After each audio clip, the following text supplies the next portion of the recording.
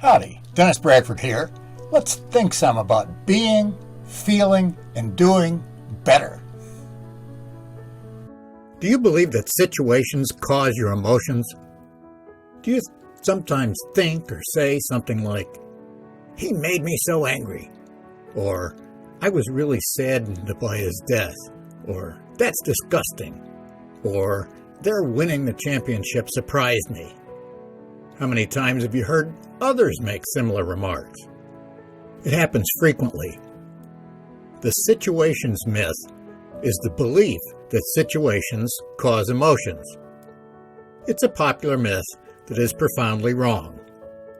Probably you were raised to believe it.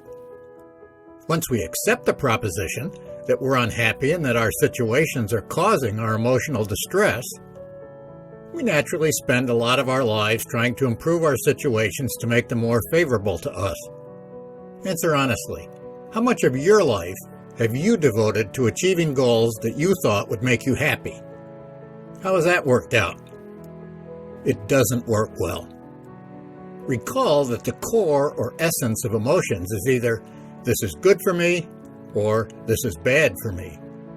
Any given situation is either real or unreal. All non-subjective, real situations are emotionally neutral. They can be thought about either positively or negatively. We choose how to think about situations. Those choices are why we think of them as being good or bad. We disagree when we make different choices about how to evaluate situations. If their being good or bad were a quality of situations, we'd all agree. We often don't agree. What makes you feel good is not necessarily the same as what makes me feel good. Situation: one team won the Stanley Cup Finals and the other team lost. If we're both rabid fans and your team won and my team lost, you felt good and I felt bad.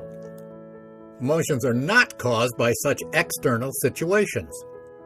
We create emotions by projecting our preferences onto the world and then being in bad faith with ourselves about them. There would be no emotions without our beliefs. Isn't that so? Therefore, to stop suffering from an emotion, stop accepting the belief that is propping it up. That's the essence of the emotional humility method. Ultimately, if you're emotionally distressed, it's because you've decided to be. Abraham Lincoln, quote, "Most men are about as happy as they make up their minds to be," end quote. Decide to have the integrity to accept responsibility for your own beliefs and therefore for your own emotions. Stop foisting the blame elsewhere, such as on other people or situations. It's actually good that we're responsible for our emotions. Why? Our degree of freedom from emotional bondage is up to us. Therefore, emotional distress is optional in theory. Is it optional in practice? Yes. Whenever you discover that you're feeling an intense, unwanted emotion, dissolve it. Previous videos in this series have explained exactly how. Use either the emotional humility, the peacefulness process, or some similar method to dissolve it. Even for sages, in practice, this can take a day or two. So, even outside theory, freedom from prolonged emotional distress is possible. It certainly seems that situations create emotions. We like to believe that because it removes responsibility or accountability from us. Once you understand that the same situation can spawn opposite emotional outcomes in different people, you realize that it's false that situations create emotions. It's only our interpretations of situations that create emotions, and those interpretations are up to us. To drop unwanted emotions, drop the interpretations that create them. Fortunately, we don't have to change the world to be happy. We just need to change how we interpret it. There will be more in subsequent videos about the nature of reality and our understanding of it. With respect to the energy or consciousness scale previously introduced, integrity is level 200. Anyone can attain that level by accepting full responsibility for one's life. Our lives include our emotions. Failing to accept responsibility for our emotions condemns us to living with unwanted emotions. We falsely believe that they control us. Well, they do, until we stop letting them. That's emotional maturity. The only alternative is to lie to ourselves.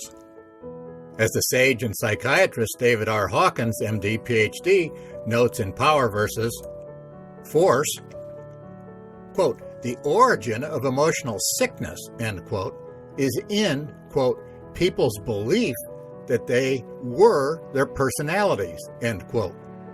In his clinical practice, he helped patients to stop identifying with their personalities.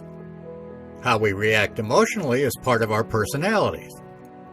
When we stop identifying with our personalities, we short-circuit emotional reactions.